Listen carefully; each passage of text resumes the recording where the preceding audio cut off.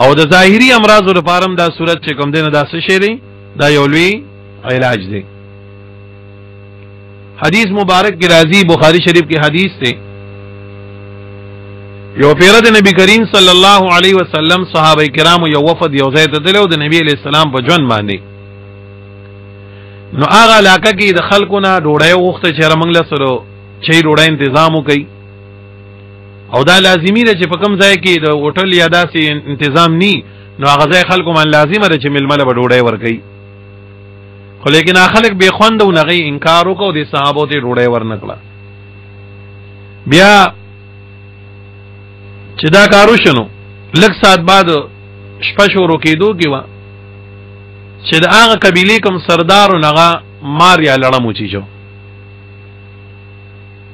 نغی چاوي دغه ځای ته چې کوم نن د صحابه وفد راغلي دي ملمانه دي نغینه تاسو کول غواړي کوي کې څوک دمه چون کوي چې په دمانه دم واچي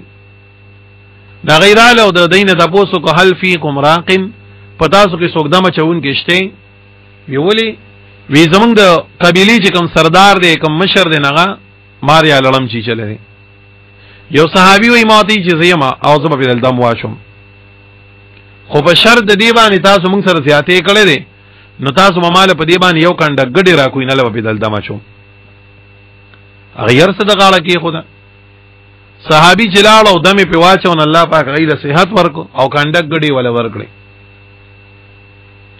رالو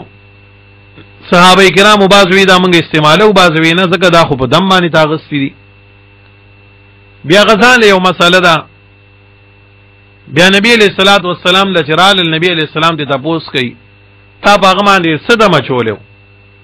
ویجی ما باغ باندې دم واچو د قران کریم د سوره فاتحه تا د چا ویلو ویدا ما تاسو د خلی مبارک نوریدلو چې د سوره شفا وای الله ول علاج کو الله ول صحت ورکو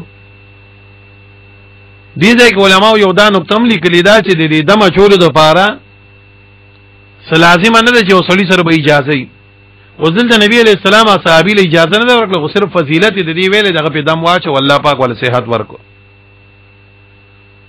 بهر حال دې د سوره شفا د دکې وجه وي شیخ الاسلام علامه حسین احمد مدنی رحمت الله علیه هغه فرمایلی دی خپل کتاب کې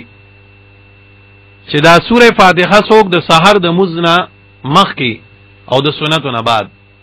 یعنی سحر د فرض او د سنتو په میاس کې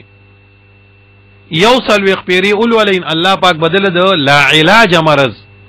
چې دا سي مرض لا علاجوم ني دا غینه بول الله صحت ورکي د دې د وجنه چې کوم حضرات داسي دي کوم خويند مېند داسي دي چې دا غي بیمار دي شوګر دی بلډ پریشر دی د زړه بیماری ده بل داسې بیماری ده چې هغه دایمي بیماری نو تاسو دا التزام په ځان باندې وکړئ چې سار د فرض او د سنت په مابین کې دا صورت وای